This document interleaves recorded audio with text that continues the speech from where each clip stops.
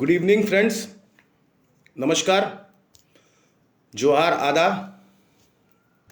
आज दोस्तों करीब 2 महीना बाद मैं आप लोगों के सामने आया हूं। आप लोगों को पता होगा कि बीते 50 दिन पहले मेरे साथ में, मेरे परिवार के साथ में एक घटना घटा था। और वो घटना दरअसल हुआ ये था, आप लोग मेरा पुराना वीडियो जरूर देखे होंगे जहां मैं लाइव आके आप लोगों को सूचित किया था कि मेरे ऊपर में एक झूठा केस मुकदमा किया गया था। दरअसल बात यह है कि 20 अक्टूबर 2022 को मेरे द्वारा तीनों प्रखंडों में आरटीआई का मांग किया गया था। आरटीआई द्वारा कुछ सूचना का मांग किया गया था, जिसमें से मनरेगा, 14वीं वित्त योजना, 15वीं वित्त योजना संबंधित जो भी कार्य था, जो कार्य हो रहा था नाला में, उसके संबंध में जितने भी नाला विधानसभा क्षेत्र में जेई और वेंडर है, माने कनीय अभियंता और सामग्री जो विक्रेता है, उन लोगों का सूचना मांगा गया था कि वर्ष 2019 में, 20 में, 21 में, 22 में, 22 मार्च तक ये लोग सरकारी फंड जो आया उन लोगों को मिला, ये लोग कहाँ कहाँ इस सरकारी फंड को लगाया है, क्या क्या काम किया है इस योजना से, इस मनरेगा योजना में कहाँ कहाँ क्या क्या काम हुआ है, इसका मैंने आरटीआई के माध्यम से ये सारी जानकारी मैंने मांगा था। बदले में हुआ क्या, 2 जेई के द्वारा नाला प्रखंड का,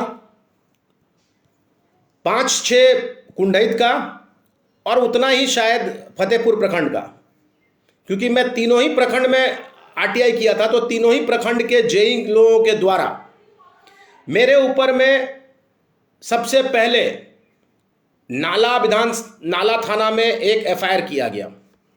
जबकि आपको बता दूं कि मैंने भी इन लोगों के ऊपर में एफआईआर किया था, वो भी 13 तारीख को, और मैं आरटीआई किया था।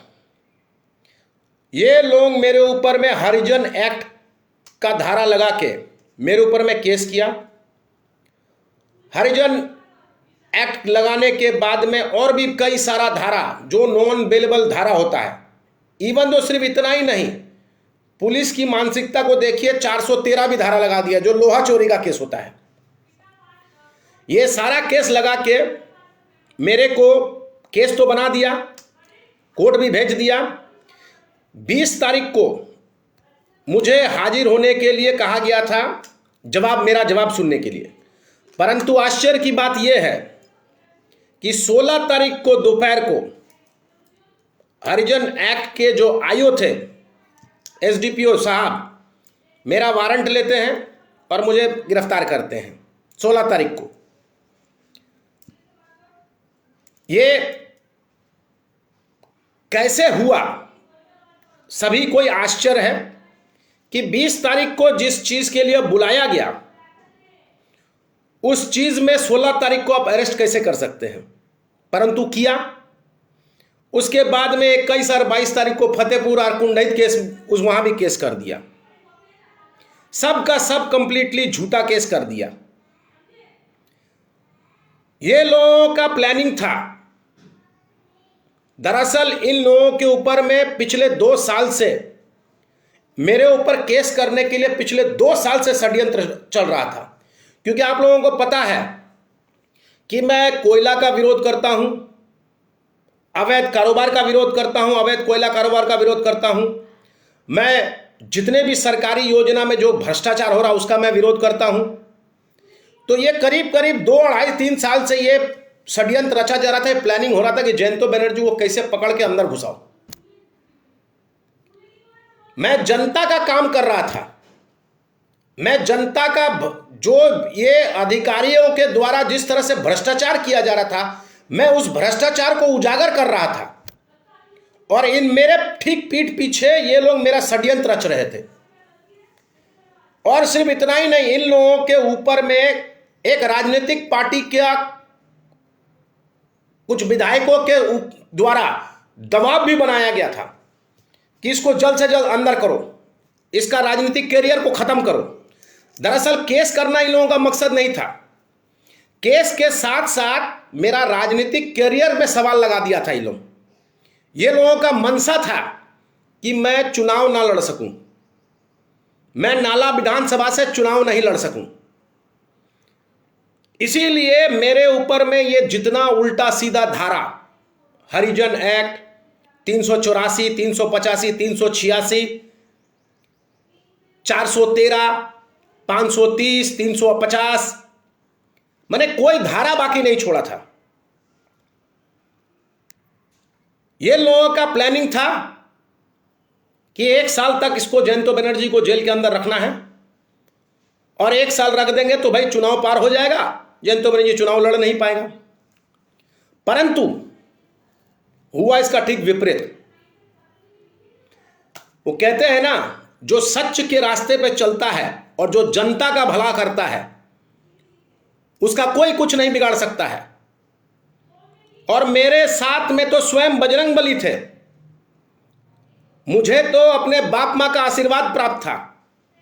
नाला का 2,40,000 वोटर का आशीर्वाद था मेरे पास में। असंख्य कार्यकर्ता का आशीर्वाद था मेरे पास में।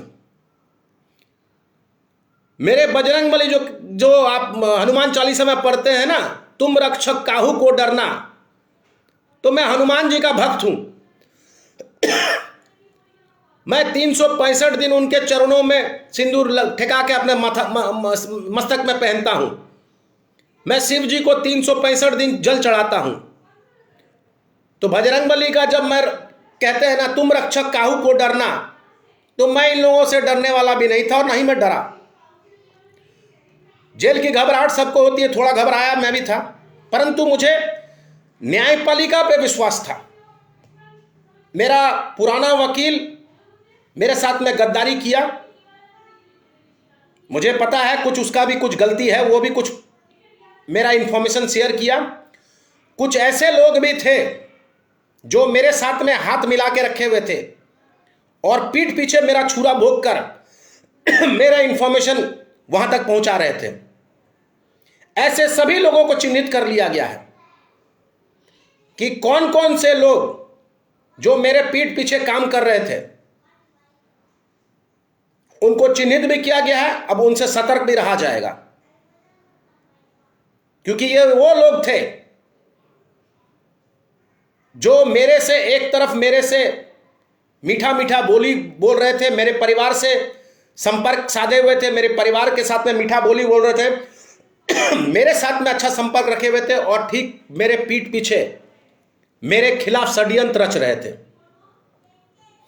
तो दोस्तों, मैं आज पूरा विस्तार से मैं आप लोगों के सामने रखूंगा बात। बेल तो मेरा बहुत दिन पहले ही हो जाता। पुलिस की भूमिका सोचिए, जो मेरी गिरफ्तारी हुई पूरी तरह से अवैध गिरफ्तारी। हरिजन एक्ट कानून में नियम है कि विरोधी पक्ष को उसका जवाब रखने का मौका दिया जाता है। 20 तारीख को मुझे एसडीपीओ नाला के द्वारा 11 बजे उनके कार्यालय में जाके जवाब रखना था, परंतु आश्चर्य की बात यह है कि 16 तारीख को ही पुलिस के द्वारा वारंट लेके मुझे गिरफ्तार करता है, 4 दिन पहले। मतलब साफ था कि मेरी गिरफ्तारी पूरी तरह से अवैध था। इसका कोर्ट को भी हम लोगों ने चैलेंज भी किया है, और भविष्य में इसके बारे में कोर्ट में सुनवाई भी होगा। मैं केस संबंध कोई मैटर को यहां डिस्कस करना नहीं चाहूंगा, क्योंकि कोर्ट के अधीन है। उस विषय में टिप्पणी करना, उस विषय में बात करना भी गलत होगा। जो अभी न्याय प्रणाली जो चल रहा है, प्रक्रिया जो चल रहा है, उसमें कोई मैं टिप्पणी नहीं करूंगा और उस विषय में कोई बात नहीं करूंगा। मगर अन्य जो विषय है, मैं उस पर आप लोगों के सामने आप पूरा वार्ता करना चाहूंगा, आपके सामने रखना चाहूंगा। जनता की भलाई के लिए सरकारी योजना में जिस तरह से लूट मचा हुआ था, अवैध कोयला कारोबार चल रहा था, मैं इन सब का विरोध करता था। आपको पता है कि नाला विधानसभा में करीब 3 लाख लोग हैं, करीब 2,40,000 वोटर हैं, और इनमें से करीब 1,000 लोग ऐसे हैं जो अवैध कारोबार में जुड़े हुए हैं। और ऐसे बिचौलिया हैं जो ये सरकारी योजना में लूट करते हैं। इन लोगों का जीना हराम था मेरे चलते, क्योंकि मैं सरकारी काम में जो भी घोटाला हो रहा था उसको मैं उजागर कर दे रहा था। कहीं भी अवैध कोई कारोबार कर रहा था उसको मैं उजागर कर दे रहा था। इन सब के चलते ये अवैध कारोबारी मुझसे घबरा करके एक साथ में मिलके गोलबंद होके एक ही कुर्सी में बैठ के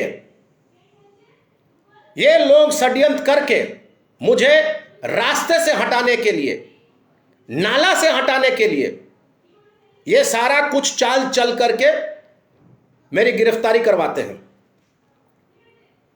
इन लोगों का प्लानिंग था और इन लोगों को आशीर्वाद सरकार से मिला हुआ था, ऊपर से दबाव था कि जयंत बनर्जी को अंदर करो। सिर्फ इतना ही नहीं, मेरे राजनीतिक करियर में ये लोग दाग लगाना चाहते थे। ये लोग नहीं चाहते थे कि मैं आगामी चुनाव लड़ूं। इन लोगों को परेशानी हो रहा था कि अगर जयंत बनर्जी चुनाव लड़ेगा तो उन लोगों को दिक्कत हो जाएगा। कहीं मैं जीत गया तो ये जितने भी भ्रष्टाचारी हैं ये जेल चल जाएंगे। कहीं मैं जीत गया तो वो हर भ्रष्टाचारियों का जीना हराम हो जाएगा। कहीं मैं जीत गया तो आज जो मनरेगा में 1 अरब रुपया का घोटाला हुआ है उसका उजागर हो जाएगा। इस घोटाला में जो जो जो लोग शामिल हैं वो सारे लोग जेल के सलाखों के पीछे जाएंगे। इसीलिए ये लोग नहीं चाहते हैं कि मैं राजनीति में रहूं, मैं चुनाव लड़ूं और मैं नाला में रहूं। इसीलिए ये सारा लोग मिलके षड्यंत्र करके मुझे नाला से हटाना चाह रहे थे। मुझे आश्चर्य इस बात का भी होता है कि मैं एक हिंदू हूं, ब्राह्मण हिंदू हूं, और हमारे हिंदू धर्म में हम लोग आपस में ही एक दूसरे का खंजर भोंक रहे हैं। अभी आप देखे होंगे वो अतीक अहमद जो मारा गया, 101 केस था, इतना बड़ा गुनाहगार था कि क्या बताएं आपको। मर गया वो, मगर उसके जनाजा में देखिए लाखों लाखों आदमी। आप मुस्लिम लोगों की एकता देखिए और हमारे हिंदू भाइयों की एकता देखिए। एक मुस्लिम कोई गुनाह करके आता है, अगर वो मोहल्ला में घुस जाता है तो पूरा मोहल्ला उसके साथ देने के लिए खड़ा हो जाता है। मगर मुझ जैसा लोग, हम लोग भ्रष्टाचार के खिलाफ जब लड़ाई करते हैं, अपने घर आते हैं, तो मेरे ही बगल वाला मेरा हिंदू भाई, मेरा ही ब्राह्मण मेरा हिंदू भाई मेरे ही पीछे उंगली करता है, मेरे ही पीठ पीछे खंजर भोंकता है। आज हम लोग, आज ब्राह्मण लोग, आज हम लोग हिंदू लोग इसलिए कमजोर हैं क्योंकि हम हिंदू लोग आपस में एक दूसरे के पीठ में छुरा भोंकने का काम कर रहे हैं। आज इसीलिए कोई दूसरा व्यक्ति हम लोगों पे उंगली उठाता है, और ये बड़े आश्चर्य की बात है। हम लोग हिंदू लोग आपस में एक दूसरे को देख क्यों नहीं सकते हैं। एक हिंदू भाई, मैं इतना मेहनत करके 4 साल से मेहनत कर रहा हूं, नाला विधानसभा में लोगों की सेवा कर रहा हूं, परंतु आश्चर्य की बात यह है कि मुझे टांग खींच के नीचे लाया जा रहा है। जहां मुझे मदद करने का चाहिए, जहां मुझे मदद करके लोगों को मुझे उत्साह देना चाहिए कि दादा आप इतना अच्छा काम कर रहे हैं, परंतु ऐसा नहीं, क्योंकि मैं हिंदू हूं, दूसरे बगल वाला मेरा ये हिंदू भाई मुझसे जलन करके मेरा ही टांग खींच रहा है। उसके पेट में यह बात हजम नहीं हो रहा है कि एक हिंदू ब्राह्मण, एक युवा नेता बहुत ही कम दिन में इतना आगे बढ़ जा रहा है, इतना कार्य कर रहा है। ये जलन से दूसरा हिंदू ब्राह्मण, दूसरा हिंदू मेरा साथी, वो मेरे ही टांग खींच के मुझे नीचे उतारने में लगे हुए हैं। समझ के बाहर है। देश में जिस तरह से एक हिंदू दूसरे हिंदू का टांग खींच रहा है, एक हिंदू दूसरे हिंदू के पीठ पे छुरी भोंक रहा है। आने वाले समय में यह बहुत ही गलत हो रहा है, इसका अंजाम भुगतना होगा हम लोगों को, हर हिंदू को भुगतना होगा।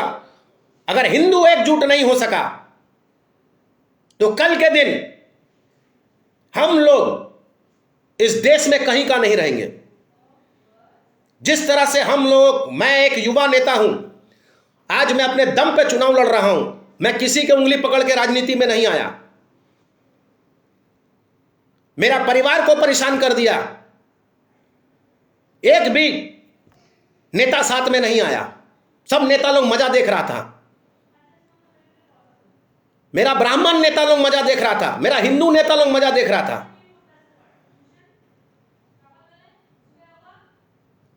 आश्चर्य की बात है, क्या फायदा मिलता है मेरे को समझ में नहीं आता। आज मेरे साथ हुआ, कल आपके साथ होगा। मैं मजबूत था, लाखों रुपया खर्चा करके बेल ले लिया, कल का दिन आपके साथ में अगर हो जाता है तो क्या आप निकल पाइएगा?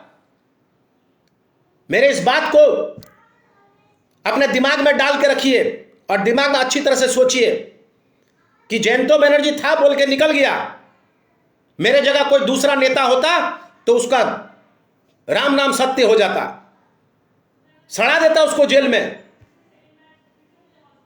जिस तरह से झूठा केस मुकदमा कर किया जा रहा है, जिस तरह से हरिजन एक्ट का दुरुपयोग किया जा रहा है, नाला के लोग इतने इतने हरिजन है नाला में, कोई नाला का हरिजन आज केस नहीं करता है। केस करने वाला कौन है? तो एक बाहर का कोई कनिया अभियंता। और ये सरकारी कर्मचारी मिल के केस करते हैं और इसका प्रतिरोध करने वाला कोई नहीं। मेरे परिवार में मेरी धर्म पत्नी और मेरा 84 साल का मेरा बाप और मेरे 4-5 कार्यकर्ता, 4-5 क्या, मैं समझ सकता हूं करीब 10-20 कार्यकर्ता, सब कोई एकजुट होकर मेरे को बाहर निकालने के लिए दिन रात मेहनत की है। एक व्यक्ति सामने नहीं आया हम लोगों का मदद का। मुझे जनता का बहुत आशीर्वाद मिला, लगातार मेरे घर में बुजुर्ग लोगों का आना जाना रहा, कई दूर दूर से लोग आए। मुझे पता है कि वो लोग असहाय लोग हैं, वो जो मेरे भरोसे जीते थे, वो लोग को और मैं क्या बोल सकता, मेरा परिवार क्या बोल सकता है? गरीब निर्धन लोगों को मेरा परिवार क्या बोल सकता है, क्या मदद की आस कर सकता है? परंतु नाला विधानसभा और जामताड़ा जिला में ऐसे ऐसे कई नेता थे जो चाहते तो मदद कर सकते थे मगर नहीं किए।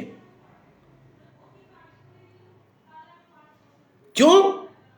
क्योंकि उनके अंदर में मेरे प्रति जलन था।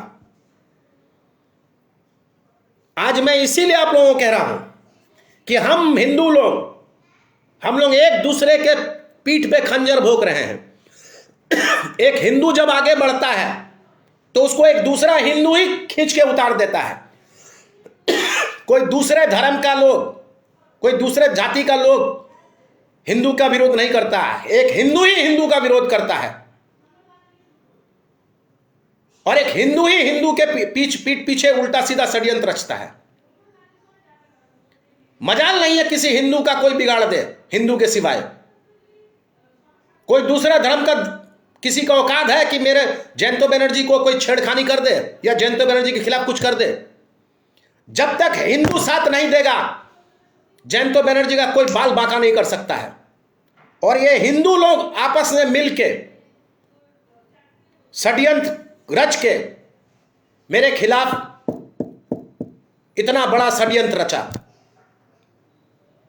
मैं तो जामताड़ा न्यायपालिका को अशेष धन्यवाद आभार व्यक्त करता हूं। उनको पहला दिन से ही पता था कि यह केस झूठा है और 28वें दिन मुझे बेल मिल गया। मुझे बेल तो बहुत पहले ही मिल जाता, 20 तारीख को ही पहला जब हियरिंग हुआ उसी दिन बेल मिल जाना चाहिए था, मगर नाला थाना के द्वारा डायरी नहीं भेजा जा रहा था। लास्ट में कोर्ट के आदेश से डायरी पहुंचा, जबकि इन लोगों का प्लानिंग था कि 3 महीना से पहले डायरी नहीं भेजेंगे। कोर्ट के आदेश के डायरी पहुंचा और 28वां दिन में मेरा बेल हो गया। फिर इन लोगों ने बदमाशी करके कुंडहित और फतेहपुर केस को लगा दिया। वहां भी ये लोगों का चाल था कि डायरी नहीं भेजेंगे। वहां भी ये लोग कोर्ट के दबाव में आके डायरी भेजा और लगातार मेरा तीनों जगह से मेरा बेल हो गया।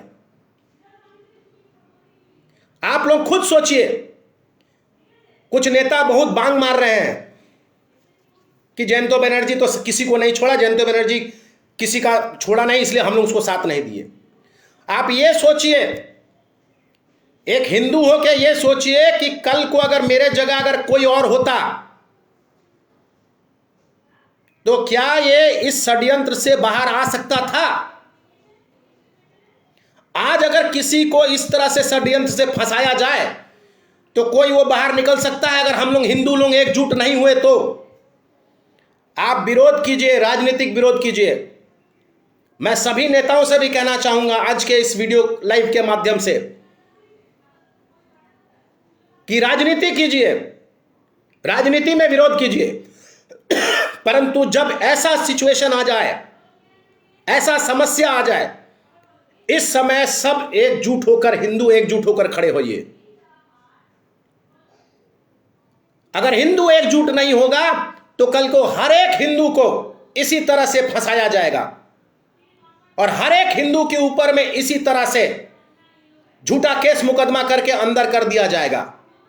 बाबा साहब भीमराव अंबेडकर ने संविधान बनाया था दलितों की रक्षा करने के लिए, हरिजनों की रक्षा करने के लिए, और हमारे नाला विधानसभा और जामताड़ा जिला में हरिजन और जो आदिवासी समाज के लोग हैं उनसे मैं डायरेक्टली जुड़ा हुआ हूं।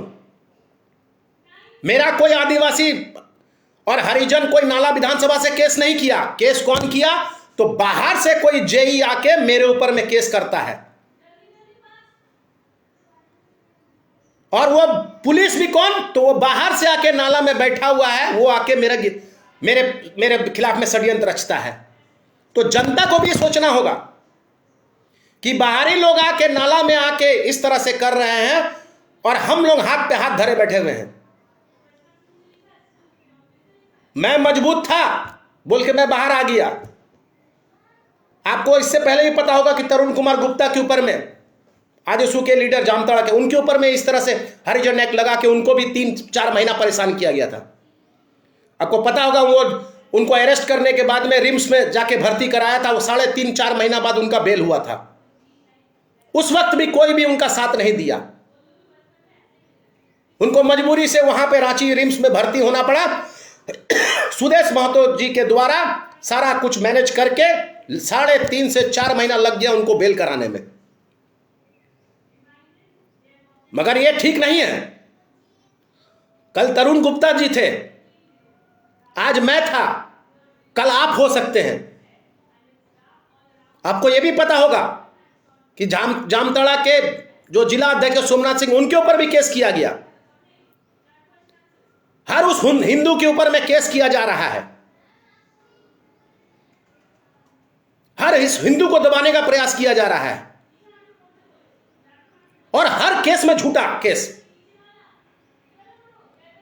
मैं आप लोगों से, हिंदू लोगों से, हिंदू भाइयों से हाथ जोड़ रहा हूं कि अभी भी समय है, एकजुट हो जाइए, राजनीति कीजिए। मैं राजनीति करने में, विरोध करने में मना नहीं कर रहा हूं, मगर जब सिचुएशन ऐसा आता है, जब कोई हिंदू को दबाने का प्रयास करता है, जब हिंदू के ऊपर में कोई झूठा केस मुकदमा करता है, कम से कम तब तो आप सब एक साथ आ जाइए,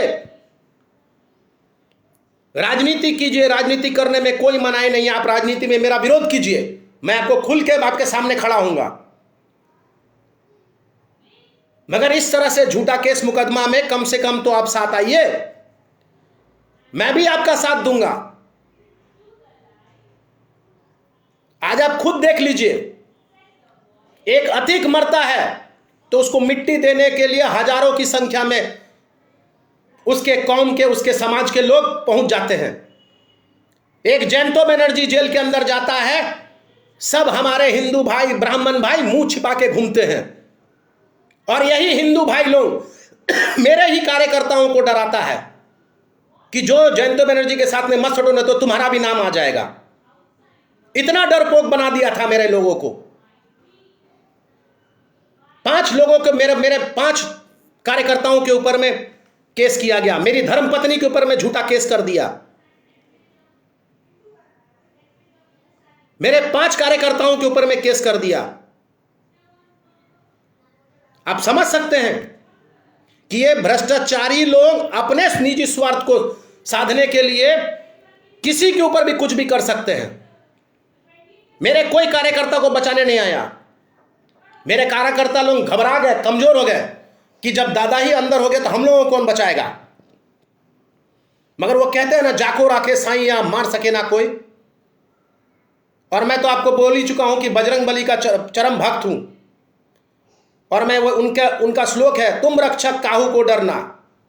तो जब रक्षक वही है तो मैं किसी से नहीं डरता। और जेल, सब कोई मुझे जेल की धमकी दिखाता था, जेल में डलवा देंगे, जेल में। लो भैया, जेल भी देख लिए।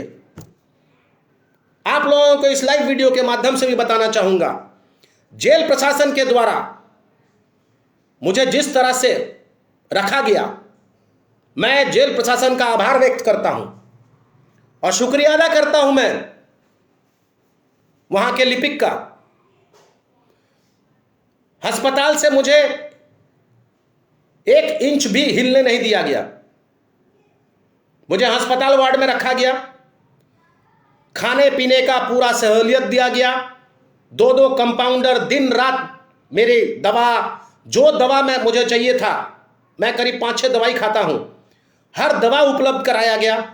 कोर्ट के द्वारा निर्देश दिया गया कि मेरे स्वास्थ्य को लेकर किसी प्रकार का कोई कमी ना हो। बाहर से दवाई अंदर लाया गया, खान पान में किसी प्रकार का कोई कमी नहीं होने दिया गया। सेवा में जेल प्रशासन के द्वारा किसी प्रकार का कोई कमी नहीं दिया गया। आप सोच सकते हैं, मैं एक प्लेट तक नहीं उठाता था। प्लेट उठाने के लिए रोक, बर्तन धोने के लिए लोग रख दिया गया था, कपड़ा धोने के लिए लोग रख दिया गया था, और बड़े ही आराम से था। बाथरूम को डेली क्लीनिंग कराने वाला आदमी आता था, स्वीपर आता था, बाथरूम साफ करके जाता था।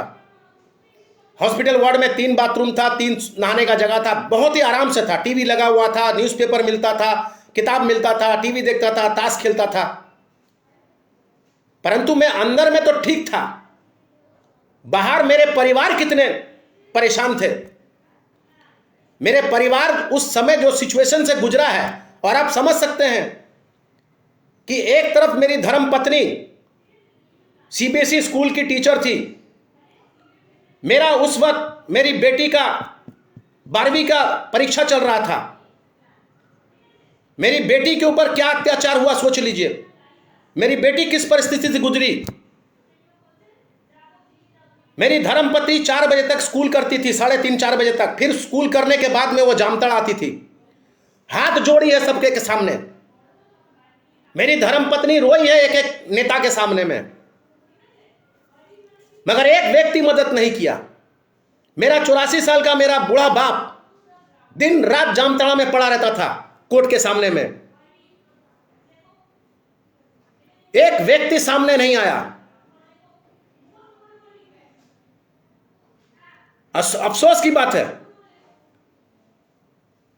मैं खुद मेरी मिसेस जब मुझे फोन करती थी, मैं परेशान हो जाता था सुन के कि हम लोग हिंदू लोग इतने कमजोर हैं, हम लोग हिंदू लोग इतने निर्दय हैं कि हम एक हिंदू हो के दूसरे हिंदू के पीठ पीछे में छुरा भोगते हैं। आश्चर्य की बात है। परंतु न्यायपालिका में विश्वास था, न्यायपालिका मुझे पता था, ठीक है हमारे यहां न्याय में देरी होता है, मगर देर है अंधेर नहीं है। और आप खुद सोच लीजिए, जिस तरह से षड्यंत्र किया गया था, इस षड्यंत्र में तरुण गुप्ता जी को 3.5 महीना 4 महीना लग गया बेल कराने में, और मैं 28 दिन में बेल कराया। आप खुद सोच लीजिए। मैं अपने जो वकील है मेरे माननीय त्रिलोचन पांडे जी, मैं उनका आभार व्यक्त करना चाहूंगा और तय दिल से मैं उनको जोड़ हाथ कर रहा हूं कि जामताड़ा जिला में ऐसे वकील एक नहीं, कम से कम 10-20 और हो जो केस को लड़ना जानते हैं।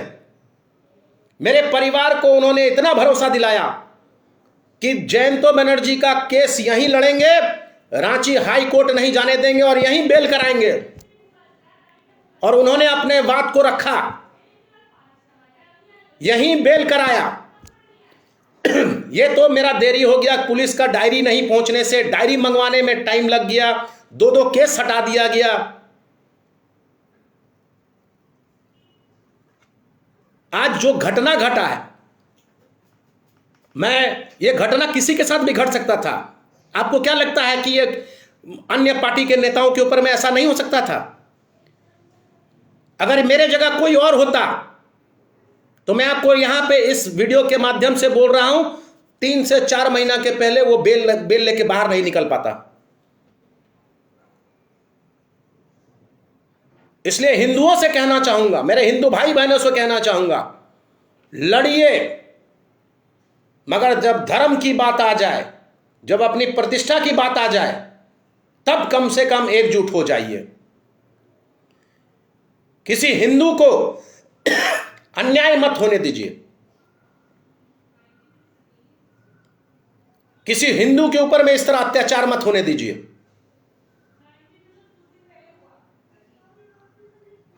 और इस तरह से अगर आप लोग अत्याचार कीजिएगा तो हर हिंदू एक दूसरे का दुश्मन हो जाएगा। इस देश में कल को हिंदू बोल के कोई व्यक्ति नहीं रहेगा।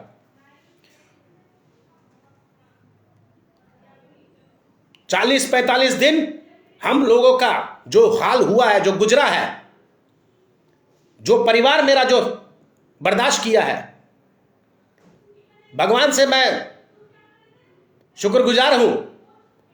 और मेरे परिवार को जिस तरह से भगवान ने सहायता किया है, जो साहस दिया है, जो क्षमता दिया है भगवान ने, जिसके चलते आज मैं बाहर हूं, मेरा परिवार सकुशल है।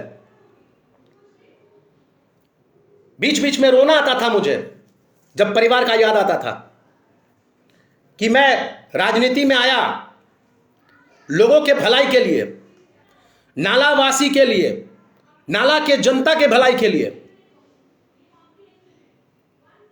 हर वो सरकारी योजना जहां पे कुछ भ्रष्टाचार होता, मैं वहां बोलता था।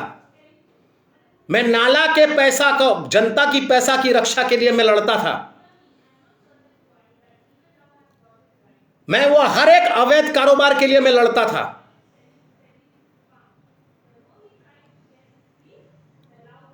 परंतु साथ देने वाला जनता तो साथ दिया, मगर उम्मीद था कि और भी लोग साथ देंगे।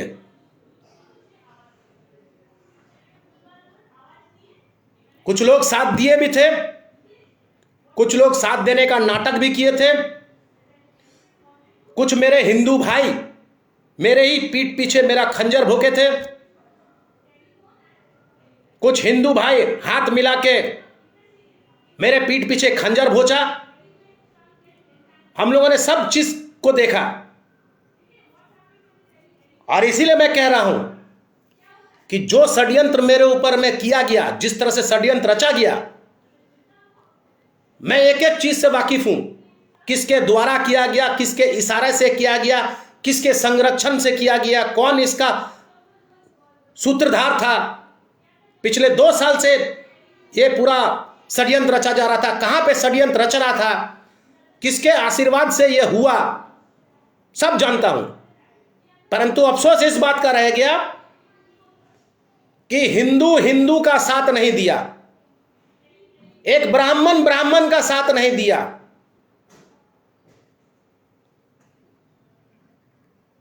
एक हिंदू के पास में आके खड़ा नहीं हुआ। बहुत आश्चर्य की बात है। अब कुछ लोगों को लग रहा था कि जयंतो बनर्जी कमजोर आदमी है, जेल में डाल देगा तो अपना राजनीति खत्म कर देगा। शेर को पिंजड़ा में डाल देने से क्या शेर क्या बिल्ली हो जाता है? शेर का बच्चा हूं, शेर ही हूं और शेर ही रहूंगा। शेर को पिंजड़ा में डाल देने से शेर बिल्ली नहीं होता, और जयंत बनर्जी बिल्ली नहीं होगा। कुछ लोगों को यह लग रहा था कि जयंत बनर्जी का राजनीतिक करियर खत्म हो गया, डर गया। मैं डरने वाला व्यक्ति में से नहीं हूं। मैं लड़ना जानता हूं और लड़ के निकलना जानता हूं। कौन डराएगा मुझे, और क्यों डरूं? मैं अपने देश में रहता हूं, संविधान को मैं भी जानता हूं, संविधान की पढ़ाई मैं भी किया हूं। मुझे कोई डरा दे और मैं डरपोक की तरह अंदर घुस जाऊं और राजनीति छोड़ दूं। 2024 का चुनाव लड़ूंगा, नाला विधानसभा से लड़ूंगा, और पूरे दमखम के साथ मैं लड़ूंगा। जनता के लिए जेल गया हूं, जनता वोट देगा मुझे।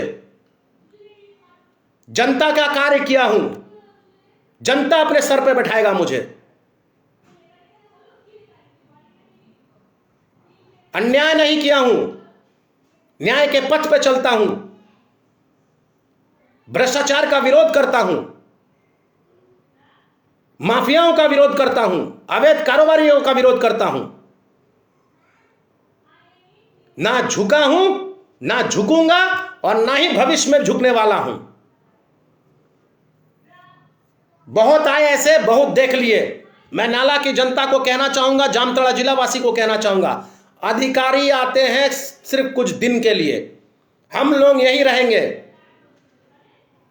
हम लोग एक दूसरे को देखते रहेंगे, और एक दूसरे से मुलाकात भी होता रहेगा। आज जो लोग अधिकारियों का तलवा चाट रहे हैं, उन लोगों से बचिए।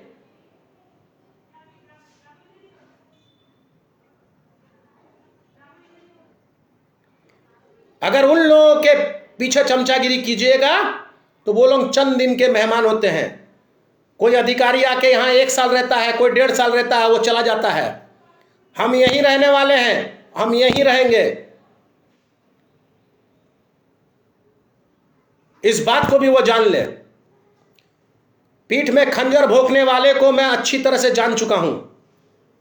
मेरे पीठ पीछे कौन कौन षड्यंत्र किया है, मैं उसको भी जान चुका हूं। कौन मीठा बोली बोल के मेरे पीठ पीछे काम किया, उसको भी मैं जान चुका हूं।